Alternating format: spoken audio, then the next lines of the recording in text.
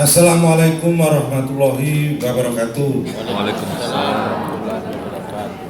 Selamat pagi, salam sejahtera bagi kita semua. Alhamdulillah, pagi hari ini saya dapat ketemu Bapak Ibu sekalian. Dan memang sebagaimana disampaikan, mengatur waktunya susah, dan khusus Sulawesi Selatan memang ya kami harus hadir kan. Bagaimanapun juga ya ada ikatan batin lah antara kami dengan Sulawesi Selatan. Saya banyak dibesarkan untuk menjadi PNS itu di Sulawesi, Pak. Saya lama di Manado 12 tahun. Nah, kemudian keluarga saya juga banyak gak lama berkiprah juga di Sulawesi Selatan. Ya, kalau Bapak Ibu kenal, saya hanya nganterkan saja waktu itu datang ke sini. Ya, saya adiknya Pak PJ Gubernur Sumarsono. Nah, itu maka saya ada ikatan batin dengan Bapak Ibu sekalian sebagai ucapan terima kasih keluarga saya yang menerima keluarga saya untuk memimpin di Sulawesi Selatan. Nah, kalau saya nggak hadir ya dimarahin kakak saya karena gitu. Oke, itu salah satu alasan kenapa saya yang lain saya nggak pernah hadir. Untuk 90 saya karena Makassar saya hadir, itu salah satunya. Oke, mudah-mudahan saya sebagai keluarga saya bisa memberikan hal yang terbaik untuk Sulawesi Selatan. Oke, saya berdiri Bu ya, soalnya agak kiku kalau panjang. Bapak Ibu sekalian yang kami hormati, Permendagri 90 itu sebenarnya bukan sesuatu yang istimewa banget, tetapi sesuatu yang pada akhirnya ini merupakan satu perubahan besar bagi teman-teman di Bapeda dan keuangan. Karena apa? Karena yang kita acu selama ini di dalam melakukan perencanaan dan penganggaran itu pakainya Permendagri 13 tahun 2006. Bisa dibayangkan sejak 2006 sampai 2020 tidak ada perubahan sama sekali. Dan di Permendagri 13 itu isinya DST, Pak, dan seterusnya. Jadi banyak program-program yang muncul dengan sendirinya tanpa terkontrol. Maka Bapeda bagaimana cara mendesainnya? Ini pasti pusing. Nah, ini adalah salah satu reformasi Bapeda yang harusnya kita dukung, sehingga inilah mari kita kuatkan lagi marwah dari Bapeda ini. Sejak tahun 1982 Bapeda itu dibentuk. Kemudian ada perubahan signifikan pada saat mengacu Permendagri 13. Sampai sekarang kita tidak mampu menyediakan database yang baik. Padahal orang percaya ini harusnya Bapeda yang nyiapkan. Mau tidak mau suka tidak, saya yakin Bapak Ibu kalau dimintai data pasti nggak ketemu dengan baik. Paling nggak butuh waktu seminggu, sebulan dan sebagainya. Nah, ini yang menyebabkan saya sebagai alumni Bapeda 12 tahun rasa-rasanya punya tantangan juga bagaimana mensiasati supaya Bapeda kembali seperti tadak cita-cita tahun 82. Oke. Maka setelah kami telusuri, kayaknya ini harus penyamaan coding dulu. Karena sebagaimana disampaikan oleh Menteri Pendidikan dan Kebudayaan, semua ASN harus mengerti bahasa coding, bahasa kode. Karena ke depan semuanya memainkan dengan kode-kode yang ada. Nah, ini saya memasukkan ke Bapeda, mari kita bangun sistem coding perencanaan dan keuangan. Ini poin dari 90 itu kenapa menjadi sesuatu yang agak sedikit ramai dibicarakan. Tadinya Permendagri 13 itu enggak, karena ada di ST itu. Ya, itu latar belakangnya. Nah, untuk itu mari kita coba lihat kondisi existing yang ada saat ini. Coba kita lihat. Kita mawas diri lagi. Kita lihat di latar belakang. Coba Bapak Ibu cermati, walaupun saya nggak terlalu kelihatan. Kalau dilihat dari, saya turun aja ya, ini karena kan daripada saya jatuh. Ya, oke. Bapak Ibu coba lihat di paparan ini, walaupun nggak kelihatan, kalau Bapak cermati, RKPD Provinsi ini saya ambil dari RKPD tahun 2001 yang rancangan awal, kan sudah terkirim ke Pemda. Setelah kami cermati, Pak, ini nampak bahwa sebagian daerah itu melaksanakan program bukan kewenangannya. Ini urusan kewenangannya pusat dilaksanakan di daerah, kewenangan provinsi dilaksanakan kabupaten kota. Akhirnya banyak anggaran kabupaten kota yang sebenarnya lebih banyak biaya orang lain. Ini dari data RKPD ini. Lanjut. Oke. Nah, ada juga kondisi yang terjadi di dalam RKPD, mungkin nggak di Sulawesi Selatan ya, tapi silahkan dicek ulang. Apakah di Bapak juga sama? Nah, di sini kelihatan daerah melaksanakan program yang bukan kewenangannya. Nah, misalnya contoh di sini dijelaskan, harusnya kalau kita mendesain program harus melihat kewenangan. Adanya di lampiran Undang-Undang 23. Apa kewenangannya pusat, apa kewenangannya provinsi, apa kewenangan kabupaten kota. Nah, misalnya contoh masalah limbah B3 atau B3.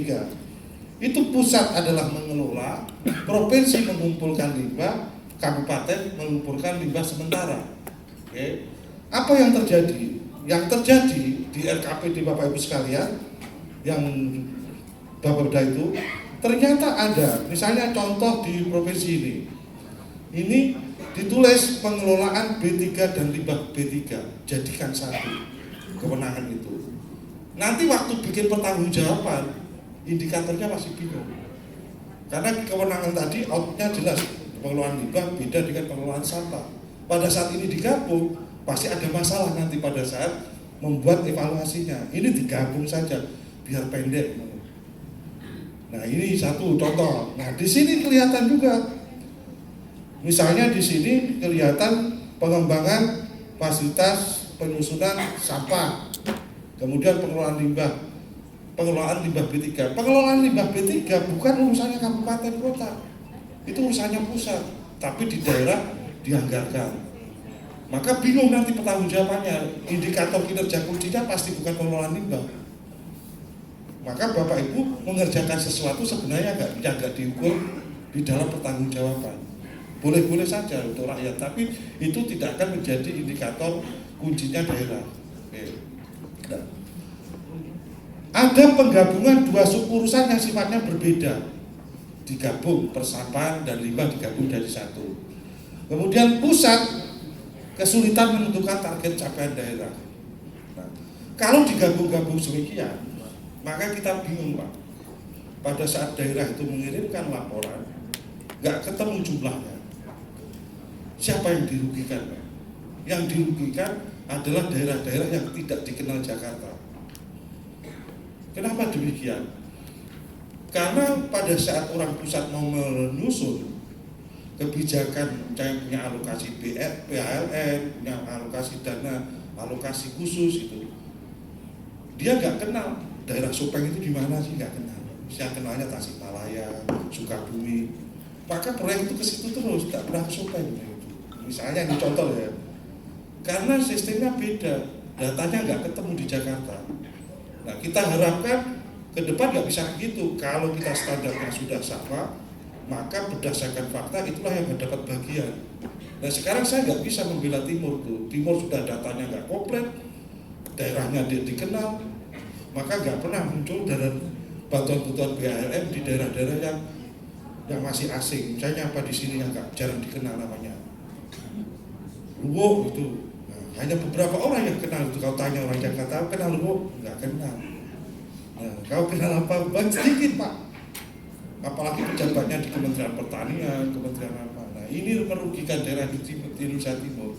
Maka kalau ada sistem kode ini, kemudian kita sama, paling tidak para politisi yang ada di Indonesia Timur dengan data yang sama, dia bisa memperjuangkan harusnya Timur yang didahulukan. Jadi gitu loh. Ini poin pentingnya ya. Lanjut. Kemudian berikutnya, Bapak Ibu sekalian, ini mohon maaf ini paparannya nggak kelihatan. Ternyata di dalam kondisi daerah ada leveling program dan kegiatan yang tidak seragam. Misalnya di sini di level dia, kemudian di suatu tempat daerah di dalam RKPD, kegiatan ini pengelolaan sampah, kegiatan pengendalian pencemaran lingkungan hidup menjadi kegiatan. Di lain pihak, program pengendalian pengendalian lingkungan hidup menjadi program. Mana levelnya yang sama?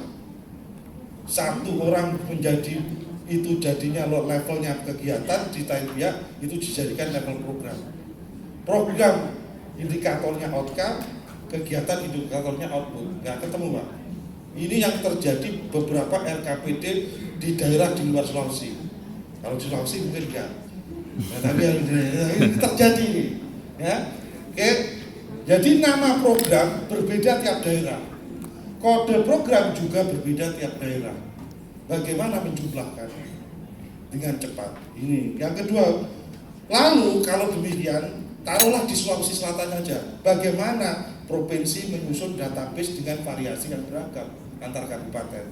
Pasti di Bapeda nggak ada database yang bagus. Saya, walaupun Ibu marah sama saya gak apa-apa, tapi saya yakin aja. Karena saya juga pernah mengecek sebuah provinsi, Bapedanya saya minta database, lama banget disediakan. Dia tidak bisa otomatis. Karena apa? Dia tidak mampu menjumlahkan program kabupaten A, kabupaten B, karena satu di samping levelnya beda, nama programnya berbeda. Padahal kode komputer hanya membaca jika kodenya sama, nama programnya sama. Kodenya sama, kegiatannya sama, itu baru bisa kita jumlah. Ini nggak bisa. Yang kedua, jika tidak disusun database, bagaimana mengetahui capaian pembangunan daerah di setiap urusan pemerintahan? Jadi nggak mungkin Pak Gubernur bisa melakukan pembinaan pengawasan dengan sebaik-baiknya. Pak Bupati juga bingung juga pada saat dia ngomong begini, di tempat lain ngomongnya begitu. Oke, lanjut. Ada catatan lagi di kondisi existing. Nanti di paparannya Bapak print aja. Bagaimana menyusun database dengan tingkat variasi kode yang jumlahnya sama dengan jumlah variasi kode yang jumlahnya sama dengan jumlah daerah. Nah, harusnya jumlah daerah ketemu, tapi di sini kode, kemudian kode program berbeda daerah, pola penyusunan program tidak terstandar. Ini yang melatar belakangi kami harus mempersiapkan. Lanjut. Oke. Nah, itu dari sisi kondisi empirik pada saat itu. Nah, sekarang kita lihat. Kalau begitu, saya mencoba mengecek apakah ini menjadi barang penting dari pimpinan. Nah, saya kebetulan pada saat itu menangkap mandatnya Pak Presiden tentang perencanaan, tentang Bapeda. Apa Pak Presiden ngomong apa? Presiden memerintahkan aktivitas pembangunan berbasis hasil, berbasis HT. Di mana belanja pemerintah difokuskan pada pencapaian output pembangunan yang dinikmati oleh masyarakat. Kalau Bapak dengar pidatonya Presiden waktu di DPR, jangan hanya membuat program yang hanya set, tapi sampai delivery. Bapak hanya pesan, tapi belum terjawab. Bapak pesan McDonald atau apa, kemudian barangnya nggak pernah datang. Jangan. Maka dia bilang kalau menyusun program harusnya berbasis hasil. Coba, apakah Bapak selama ini mengalami? Jangan-jangan selama ini kita menyusun kegiatan kebanyakan proses. Misalnya sosialisasi dalam rangka, perjalanan dinas dalam rangka. Ya, cuma itu toh. Terus hasilnya apa? Ini yang Pak Presiden mengatakan masa begini terus gitu loh. Nah itu, ya itu. Ini ya ketawa sendiri dia, mereka belum pernah. Nampaknya ketawa itu. Ya gitu kan, banyak kan juga kan. Saya juga gitu Bu. Proses. Memang enggak. Padahal lakitnya nilainya B. Kok bisa gitu. Tapi hasilnya apa sih sebenarnya? Enggak ketemu. Nah ini diingatkan Pak Presiden. Nah, kemudian KPK, Komisi Pemberantasan Korupsi juga mensinyalir bahwa salah satu area rawan korupsi akibat perencanaan dan penganggaran yang kurang bagus. Konsistensi antara perencanaan dan penganggaran tidak terdeteksi dengan baik. Nah itu, maka KPK mengundang kami waktu itu ke Mendagrinya Pak Cahyo diminta Pak Mendagri bisa enggak ini perencanaan dan penganggaran dibuatkan sistem yang bersinergi sehingga antara orang Bapeda, orang keuangan dan orang para OPD itu nyambung. Nah sekarang coba Pak tanya, apakah RKPD Bapak Ibu sekalian benar-benar ditataati oleh APBD? Nah, ada yang Bapeda ngomong sama saya di Sulawesi, bukan Sulawesi Selatan, Pak, Bapeda itu sudah beda dengan zaman masnya dulu. Kenapa? Dulu Badan Perencanaan Pembangunan Daerah, Pak. Sekarang lebih bawa kami Badan Penyesuaian Pembangunan Daerah, Pak. Menyesuaikan pokir katanya itu loh. Nah, maksud gitu ya, iya Pak, bagaimana kami akan tanda tangani RKPD setelah UAPPA jadi, Pak? Nah, gitu. Saya nggak tahu benar salahnya itu omongan orang, Pak. Ya, nah, tapi kalau tersenyum berarti ya itu. Ya. Nah, kan nggak enak Pak, kita perencana, jabatan fungsional perencana. Kok kita dimain-mainkan secara kita tanggung jawab moral kita sebagai perencana, ini yang melandasi. Makanya KPK sudah mensinyalir, tolong Pak Menteri Dalam Negeri. Nah, harapannya apa? Ada konsistensi antara perencanaan dan penganggaran sehingga akan memperkuat dan memastikan belanja daerah dialokasikan sesuai dengan kebutuhan dan kewenangannya. Oke, dan atas dasar itu Pak Menteri Dalam Negeri menugaskan kami, tolong disiapkan satu sistem informasi perencanaan dan penganggaran yang terpadu. Ya. Kemudian yang kedua, tolong dibuatkan sistem coding, yaitu kodifikasi perencanaan dan keuangan yang sinkron. Ada perintahnya dua itu. Nah, untuk yang nomor satu telah dikeluarkan sistem informasi terpadu yang diatur di dalam Permendagri nomor 70 tahun 2019 tentang sistem informasi pemerintahan daerah. Isinya apa? Mulai dari perencanaan, penganggaran, nanti sistem pelaksanaannya, kemudian sampai ke lakibnya, sampai LPPD-nya jadi satu paket, sampai pengawasannya, sampai pengadaannya. Nah, cuma yang sekarang lagi kita fokuskan dulu, selesai dulu perencanaan dan penganggaran. Tapi sistem besarnya nanti semua dalam satu sistem. Ya, oke. Termasuk lakibnya nanti apakah bentuknya masih seperti yang sekarang. Mudah-mudahan kalau ini sudah satu sistem coding, nggak usah otomatis dia bisa mengeluarkan lakib tanpa Bapak harus membuat laporan lagi. Oke, jadi saya nggak berpikir dulu lakibnya gimana, karena nanti Bapak kalau melakukan perubahan, Bapak bandingkan situasi masa ini dengan masa depan, dicampur mungkin juga yang nggak pernah ketemu juga gitu loh. Pada saat ini perubahan, di sini juga harusnya mengikuti perubahan. Tapi kalau Bapak bandingkan sesuatu yang lama dengan sesudah ada perubahan dan harus mengikuti yang lama, balik lagi. Maka kita sementara untuk lakib gak usah kita pikirkan dulu. Nanti Depdagri pasti akan mensiasati bagaimana sehingga sistem ini nyambung dengan lakib. Karena ada keluar PP nomor 13 tahun 2019 itu tentang LPPD. Nah, di dalam Undang-Undang 23 di dalam LPPD itu termasuk lakib ada di dalamnya. Pasti nanti Permendagri-nya akan mengatur lakib yang sesuai dengan SIPD ini. Oke, jadi pasti akan ada perubahan juga dengan lakibnya. Oke. Kemudian yang kedua, kodifikasi diatur dengan Permendagri 90 tahun 2019 dan hari ini kita belajar yang 90 tahun 2019. Lanjut. Oke. Nah, saya harus memahamkan Bapak Ibu sekalian jangan tanggung-tanggung. Ada perintah oke, ada empirisnya oke. Nah sekarang kita nggak boleh melanggar hukum. Maka kita harus cari bukti bahwa secara hukum Permendagri itu mempunyai dasar. Dari mana dasarnya? Pertama adalah pasal 9 ayat 4 Undang-Undang 23 tahun 2014. Di situ mengatakan apa? Di situ mengatakan bahwa urusan pemerintahan konkuren yang diserahkan ke daerah menjadi dasar pelaksanaan daerah otonom. Maksudnya apa sih ini? Maksudnya pada saat daerah itu dibentuk, kan kalau Bapak bikin peraturan APBD selalu dicantumkan dasar pembentukan daerah. Ada enggak? Salah dulu saya nggak ngerti waktu saya di Pemda. Sekarang saya mengajari jangan sampai kayak saya. Ngapain sih selalu dicantumkan di dalam mengingat? Kalau Bapak Ibu buat APBD dilampirkan kan selalu Undang-Undang nomor sekian tentang pembentukan daerah Sulawesi dan seterusnya. Kemudian Undang-Undang nomor sekian tentang ini adalah untuk memastikan bahwa benar pemerintah daerah Bapak Ibu sekalian itu adalah daerah otonom. Nah, karena daerah otonom maka Bapak Ibu punya hak untuk mengatur dan mengurus.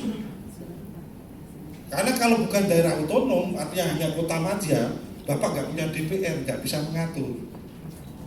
Oke, balai nggak daerah otonom, walaupun dia punya proyek di daerah, dia nggak bisa bikin aturan di daerah. Oke, beda kan?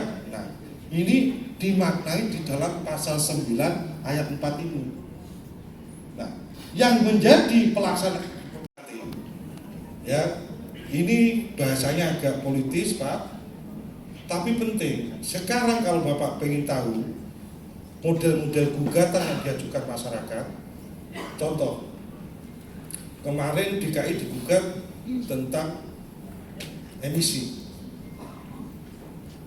digugat sama LSM tentang emisi, bahwa DKI tidak menjalankan kewenangannya karena emisi udaranya jelek. Terbukti urusan pencemaran lingkungan hidup urusan kabupaten kota.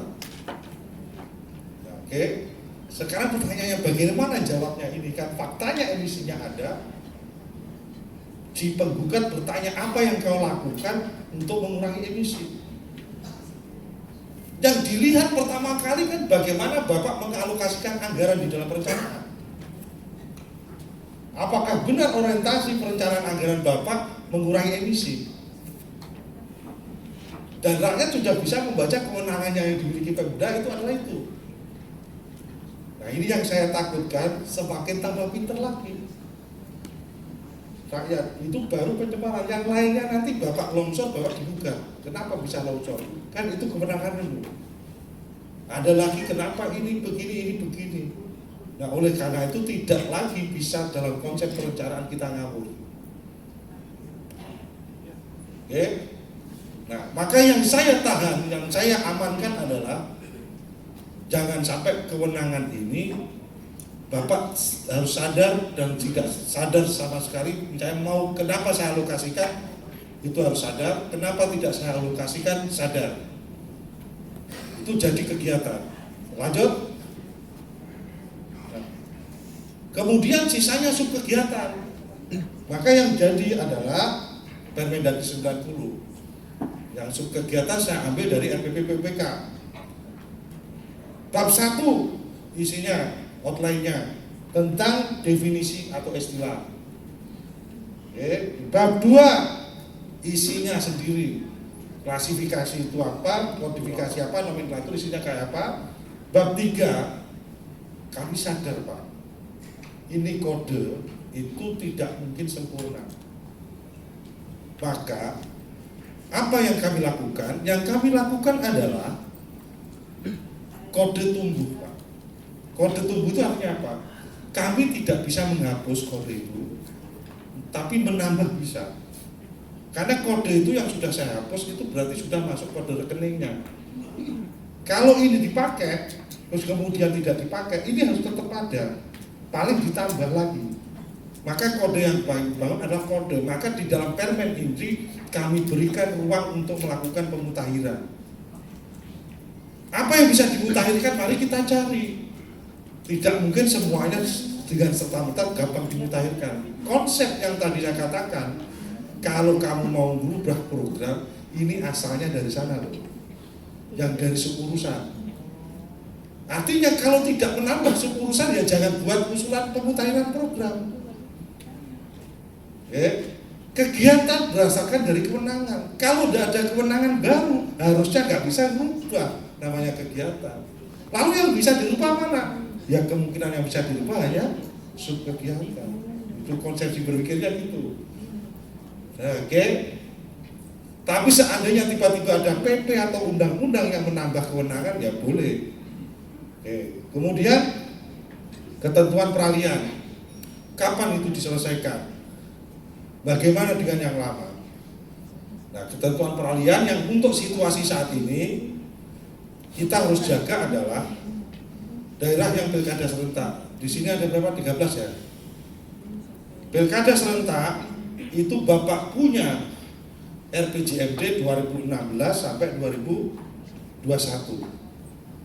Pertanyaannya pada saat umur 2021 ini masih pejabat lama. Nanti proses pilkadanya tanggal 23 September. Oke, berarti tahun 2020. Berarti tahun 2021 mereka baru dilantik. Menggunakan RPJMD mana? Pasti yang lama. Nah, oke, ini yang lama. Pertanyaannya yang lama, yang 4 tahun pertama itu sudah dibuatkan RPJMD versi RKPD yang lama. Nah, sekarang ada Permendagri 90. Bagaimana mensiasati agar menjaga konsistensi dari skenario itu? Nah, itu yang nanti kita bicarakan di aturan peralihan ini. Yang jelas di dalam aturan peralihan ini mengangkat harusnya 2021 ini sudah bisa jalan. Nah, mari kita pikir bareng-bareng. Oke, Bapak Ibu sekalian, cakupan klasifikasi itu mencakup bidang urusan, program, kegiatan, dan subkegiatan. Tadi sudah jelaskan. Kemudian fungsi masih menggunakan dasar yang lama karena ini digunakan oleh Kementerian Keuangan untuk mereka. Kemudian organisasi itu dasarnya PP 18, sehingga kalau Bapak Ibu sekalian di daerah menyusunnya organisasi melanggar PP 18, kemungkinan nanti akan tidak tereksekusi. Beberapa daerah ada yang menggabungkan lebih dari 3. Pada kode ini hanya menyediakan sesuai PP 18 kegabungan hanya ada 3. Maka yang kode keempat tadi nggak ketemu di sini. Nah, itu nanti kita lihat. Ya, disediakan. Karena itu pada dasarnya sebenarnya mereka sudah melanggar duluan.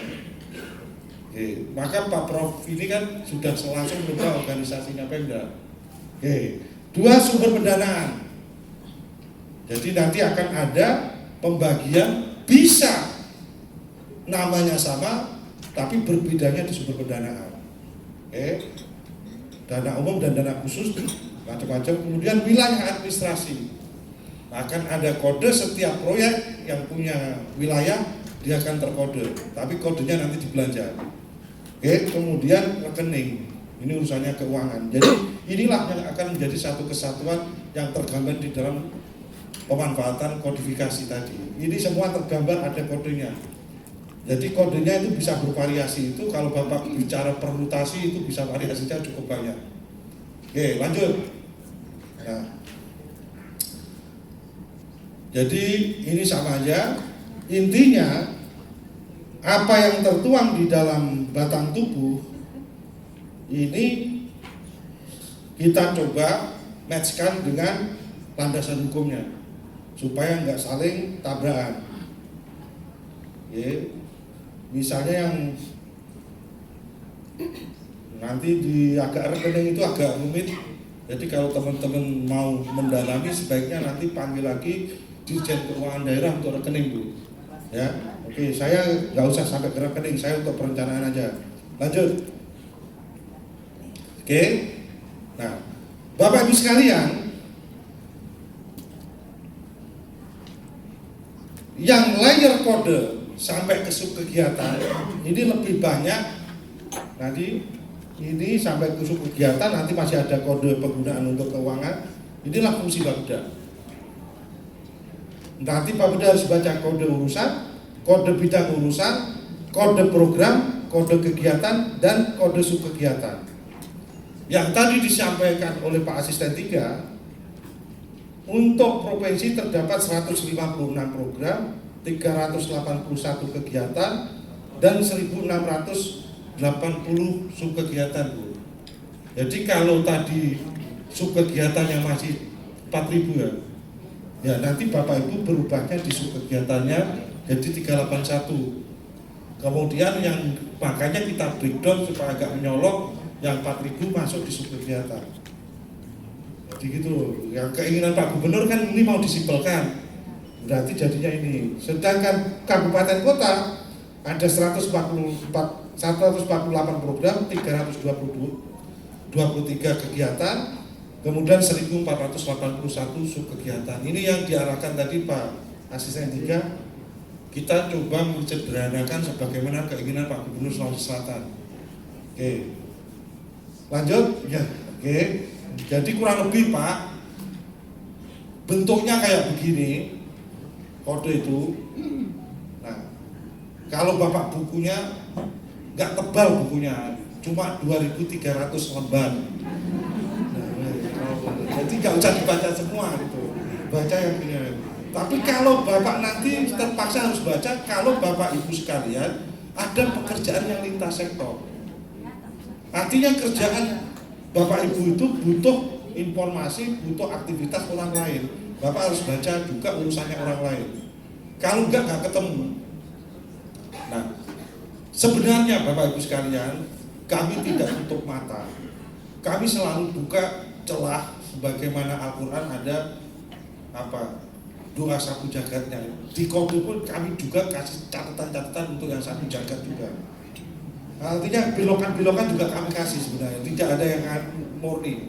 Kalau saya kasih murni Bapak masih marah-marah. Ada yang kami bunyikan koordinasi dan sinkronisasi. Itu sebenarnya untuk nampung-nampung yang agak sedikit gitu loh. Saya juga tahu gitu. Jadi nggak murni juga gitu loh. Tapi kalau ngotot terus malah tak coret malah.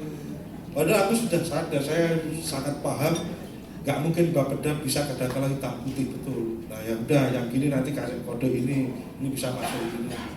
Ya, saya paham, nanti ketemu lah contoh-contohnya ya. Oke, lanjut. Oke, ini lanjut aja peralihannya ya tahun 2021. Pak Asisten 3 juga ngomong. Oke, lanjut. Nah, Bapak Ibu sekalian, apa dasarnya Bapak pakai untuk peralihan ini?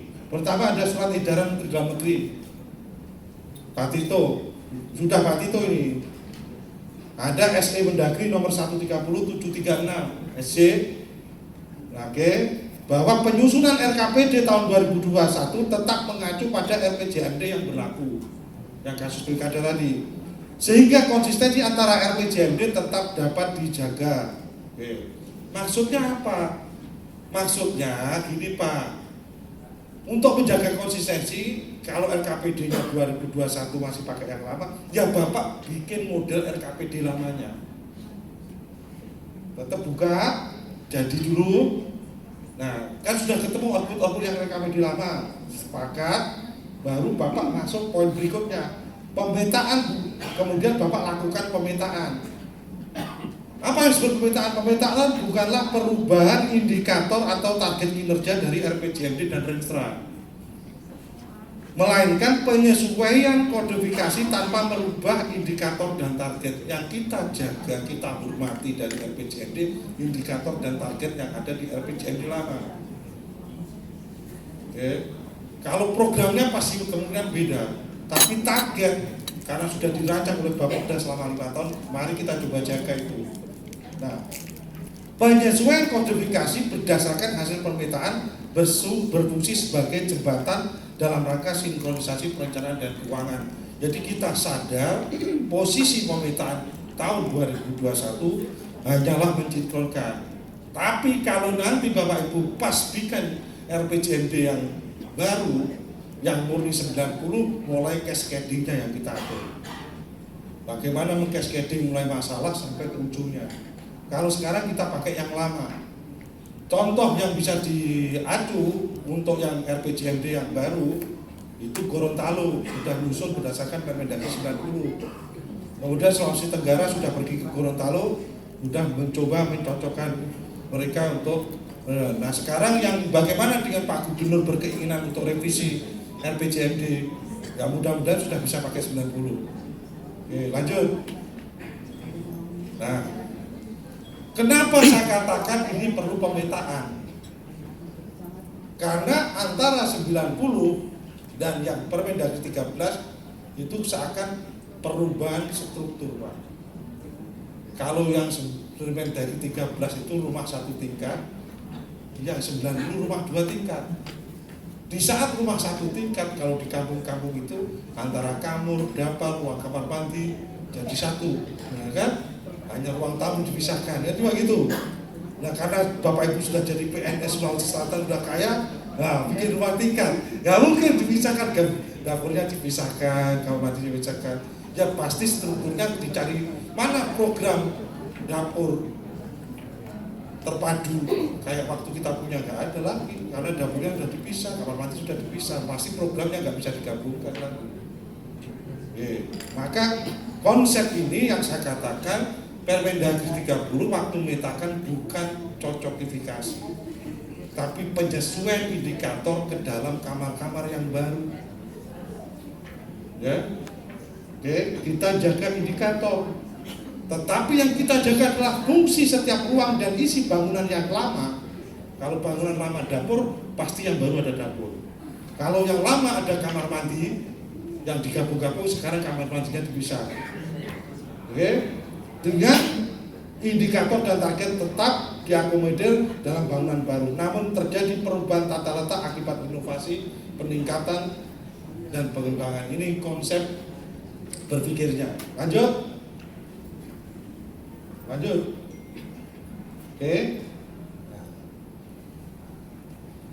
Oke, ini sama aja, lanjut.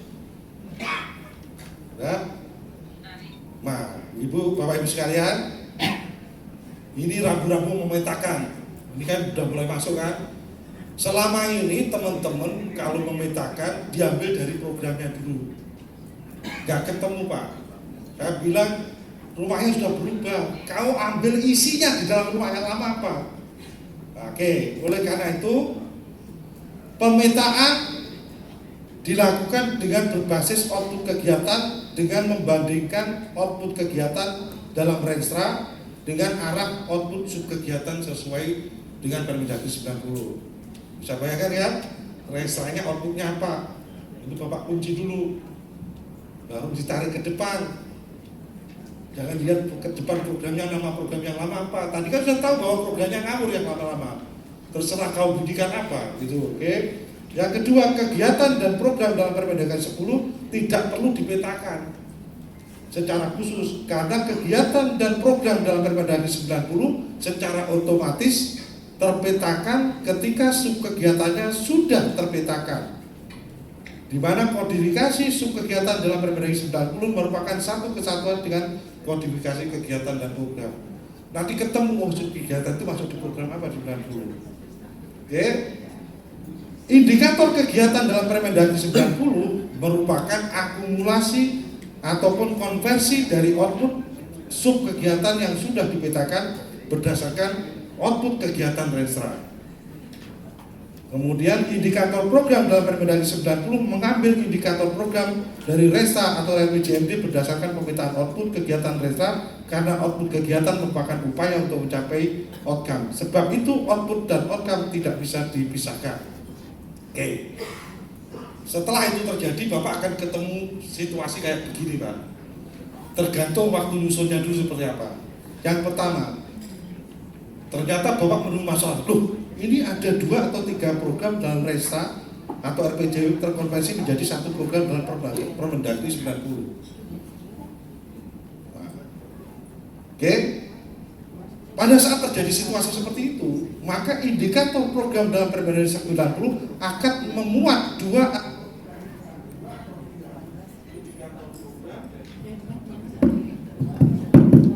atau 3 indikator program sesuai dengan gabungan program RPJMD. Jadi indikatornya tidak hanya 1 ya. Jadi 2 indikator, tulis saja di situ, nggak apa-apa. Namanya juga transisi. Tapi kita nggak mendengarkan informasi. Yang kedua,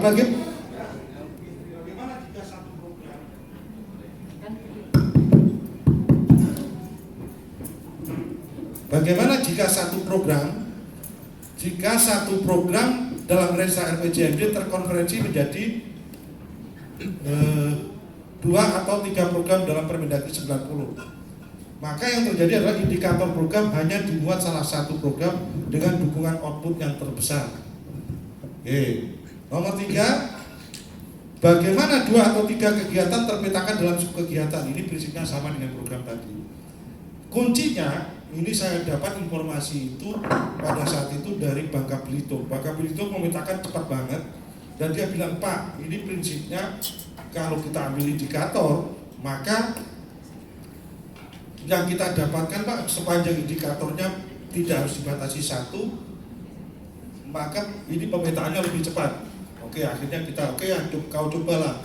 Setelah dia coba, kemudian dia konsultasi ke saya, akhirnya kita putuskan ini nampaknya bagus dan bisa mudah dilaksanakan oleh teman-teman daerah. Maka langkah ini yang kita sepakati dengan Bangka Belitung setelah kita uji dengan Jawa Barat. Oke, lanjut. Oke, bagaimana jika output kegiatan dalam Renstra tidak dapat dipetakan dalam subkegiatan Permendagri 90? Gak usah Bapak Ibu ribut dulu, coba cermati dulu. Pertama, evaluasi desain kegiatan Renstra. Apakah dia di dalam Renstra itu kegiatan tersebut bersifat kegiatan? Apakah bersifat tahapan kegiatan? Karena seringkali di dalam Renstra bunyinya dalam rangka persiapan dalam rangka ini, atau pelaksanaan apa, monef dalam rangka pelaporan apa, ini masih muncul. Oke, kemudian apakah sebenarnya dia bentuknya perjalanan yang pada saat itu dijadikan kegiatan perjalanan dinas dalam rangka mengevaluasi, ya gitu, atau pengadaan barang dan jasa untuk pembelian apa, nah, oke, atau hibah bansos yang dulu ditaruh di perencanaan. Oke, kemudian komponen kegiatan yang terbagi dalam lokasi. Pembangunan SD 1, pembangunan SD 10, pembangunan SD 12, pembangunan ruang kelas. Nah, itu gak akan muncul di Permendagri 90. Oke, maka ketemu ini. Oke. Nah, nanti di 90 semua yang ada di dalam poin 1 ini nanti cara memetakannya dia masuk ke belanja. Tidak eksplisit di dalam kegiatan, karena ini ranah bagaimana cara orang berbelanja. Di setiap daerah pasti berbeda-beda. Sama-sama mengadakan air minum, air bersih, tapi di setiap daerah caranya beda. Untuk yang punya kaya mungkin air bersihnya disediakan dalam bentuk botol, ya. Untuk yang setengah kaya dibentuk dalam bentuk gelas-gelas saja. Yang paling gak punya uang sama-sama menyediakan 1 gelas air tapi hanya pakai galon. Sah hukumnya, karena standarnya adalah ketersediaan air. Nah, ini yang poin ini sebenarnya hanya cara berbelanja, bukan mendesain perencanaannya. Ini yang ranahnya lebih banyak, ranahnya Ketua PPA. Ya, kemudian telaah apakah output tersebut menjadi output subkegiatan di urusan pemerintahan yang lain atau tingkatan pemerintahan yang lain. Maksudnya apa? Bapak Ibu akan ketemu, Pak, misalnya bangun perpustakaan daerah. Dari dinas perpustakaan marah-marah, Pak, perpustakaan kok nggak ada di nama-nama nomenklatur. Saya mau bangun perpustakaan. Nah, pertanyaannya, kita tanya, kapan Bapak bangun perpustakaan? Ya setiap 20 tahun lagi. Setiap 20 tahun sekali bangun perpustakaan. Pertanyaannya, itu dianggap bangunan strategis nggak oleh daerah? Oh, bangunan strategis, Pak. Itu penting bagi untuk menampilkan jati diri bahwa daerah kami orangnya pinter-pinter. Oh iya, bagus. Kalau itu strategis, coba kamu buka urusan lain. Coba kamu buka urusan bidang perumahan permukiman. Di sana kalau nggak salah ada penataan bangunan gedung strategis. Nah, jadi sebaiknya perpustakaan tadi dikerjakan oleh yang mengerti. Taruh aja kegiatannya di penataan bangunan gedung. Tadi saya nggak mau, Pak, ini di sini ya boleh saja untuk masa transisi ini. Karena sudah terlanjur di RKPD kamu, Bapeda sudah naruh. Ya udah terserah, kalau Pak Gubernurnya mau tak taruh di situ, tapi dengan catatan itu kegiatannya PU dan tertulis SKPD yang mengerjakan tempat Bapak. Dan itu gampang dicek oleh BPK, mau, kalau mau nggak apa-apa. Nah itu aja lah. Nah itu akan tahuan lah. Jadi ini posisi yang nomor 2 maksudnya gitu. Ya nggak apa-apa bahwa taruh di situ, boleh-boleh saja. Namanya bupati yang tanda tangan. Nah, tapi akan jadi lucu gitu aja. Jika output kegiatan tidak atau memang tidak menjadi kewenangan tingkatan pemerintah terkait, maka dapat diusulkan penambahan sub kegiatan atau pemutahiran. Nah setelah Bapak Ibu cek, Pak ini memang gak ada Pak. Setelah saya cek, saya butuh ini dan itu kewenangan saya dan ternyata gak ada. Gimana Pak? Silahkan Bapak Ibu usulkan untuk dimutahirkan. Kemana Bapak tinggal Ibu segera kirim surat ke Dirjen Bangda boleh, Dirjen Keuangan Daerah boleh. Nah, waktunya kapan Pak? Untuk pemutahiran tahap pertama kita akan lakukan bulan Maret. Jadi kalau Bapak Ibu sudah ketemu ada kewenangan yang belum masuk di belanja di situ, di nomenklatur, ini masih ada beberapa hari ini, kita tunggu sampai akhir Februari. Silakan segera dikirimkan ke tempat kami, nanti akan kami coba untuk mutakhirkan dan ada tim yang akan melakukan pemutahiran. Sepakat untuk putaran pertama akan kita terbitkan sekitar bulan Maret, maka Bapak Ibu kami berikan kesempatan sampai Februari. Dengan demikian, fungsi pemutahiran itu adalah menggantikan fungsi DST yang ada di Permendagri 13. Nah, skema pemutahiran untuk memastikan kesamaan klasifikasi dan kemudian pemutahiran merupakan penambahan sub kegiatan sesuai dengan kewenangan daerah. Karena kalau Bapak Ibu nambah kegiatan berarti merubah Undang-Undang 23. Kalau nambah program berarti akan merubah sub kegiatan pada Undang-Undang 23. Kalau konsep berpikirnya sebagaimana yang saya sampaikan di awal. Oke, lanjut. Nah, ini contoh pemetaan dan kegiatan Resa RPJMD ke dalam Permendagri 90. Nah, kalau sama-sama ditulis, ini misalnya kode yang lama, urusan apa ini? Program kegiatan indikator. Nah, Bapak tinggal ambil indikator yang lama dari kegiatan itu, nanti kegeserkan ke sana. Mulai titiknya ini aja, Bapak nggak usah melihat yang ini dulu. Mulai dari indikator ini masuknya ke sana seperti apa?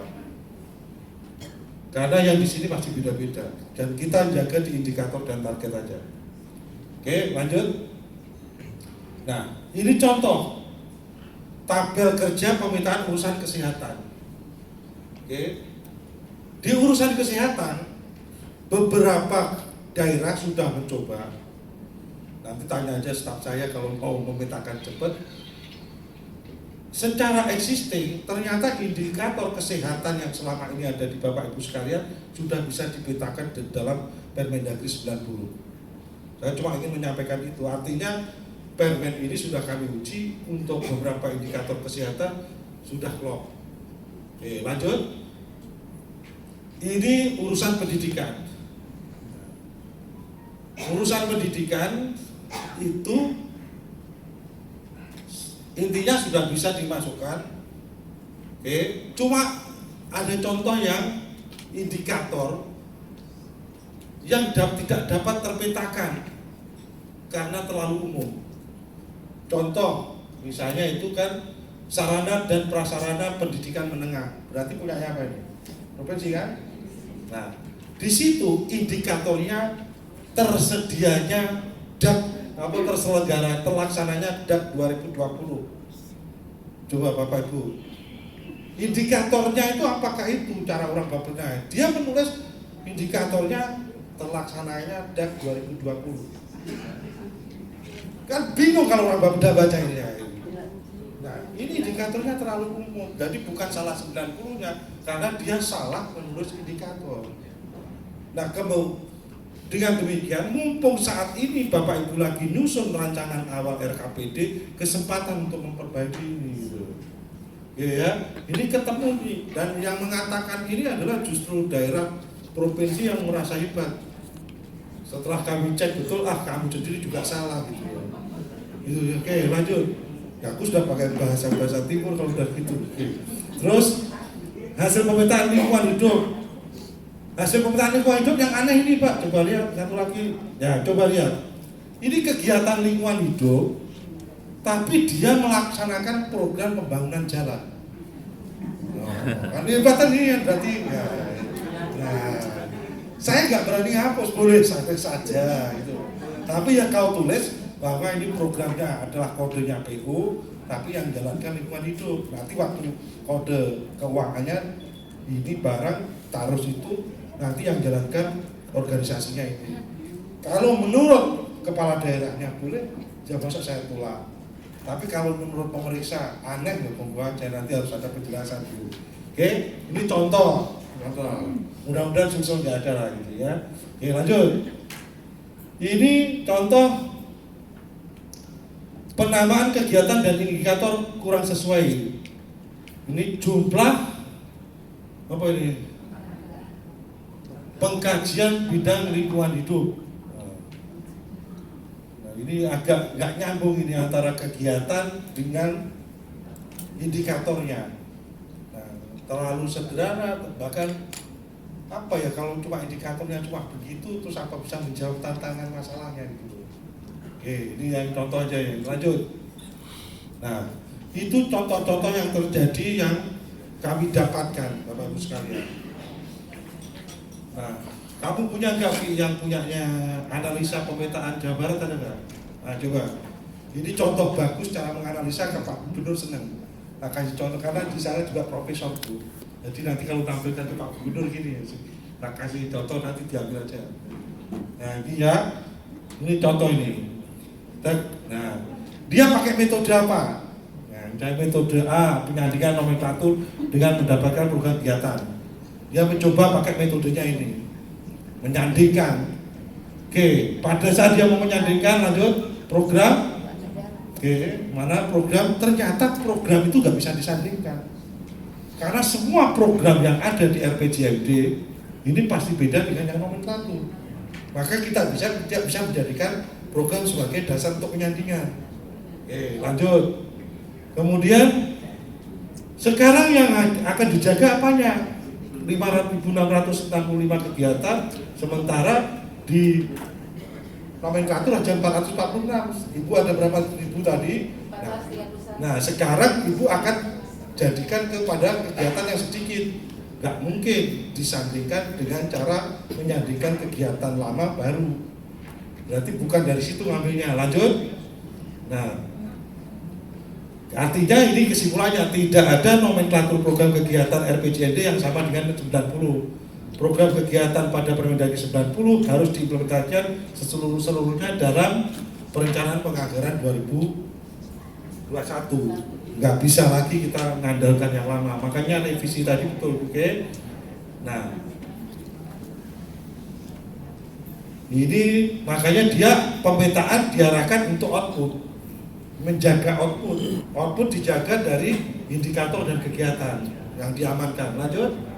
Nah, akhirnya setelah dijaga outputnya itu, apa yang terjadi? Ternyata ada dari 832 program itu bisa dijaga bahwa semua yang program 832 tadi terakomodir. Semuanya nol. Jadi jumlah program indikator kinerja dan kegiatan dalam pada RPJMD Provinsi Jawa Barat yang tidak tercakup dalam Permendagri 90 tidak ada. Artinya bisa nyambung. Indikatornya ada 1.530, semuanya bisa. Ada 5 kegiatan yang tidak bisa nyambung. Kenapa kita coba? Ternyata terdapat 5 kegiatan pada RPJMD yang tidak tercakup dalam Permendagri 90. Apa saja itu? Coba lihat. Kegiatan pendampingan perbaikan rumah tidak layak huni ada di Dinas Perumahan dan Permukiman. Karena apa? Itu kewenangan kabupaten kota dijalankan provinsi. Makanya dia bingung masukkannya. Oke, yang kedua, hampir di sini semuanya kewenangan kabupaten kota, tapi provinsi mau ikut-ikutan nyambung gitu. Oke, makanya nggak bisa masuk. Ini sudah dibuktikan sendiri ya. Oke, lanjut. Nah, oke, terus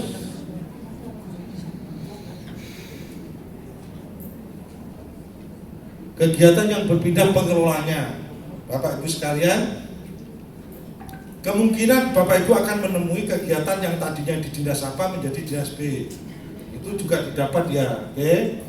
Ya, terdapat 30 kegiatan yang berpindah pengelolaannya ke perangkat daerah sesuai dengan urusannya.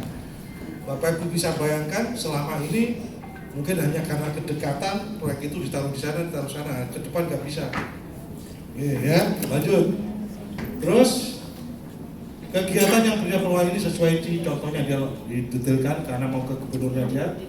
Lanjut, terus kemudian terdapat 2 kegiatan yang belum tercakup dalam Permendagri.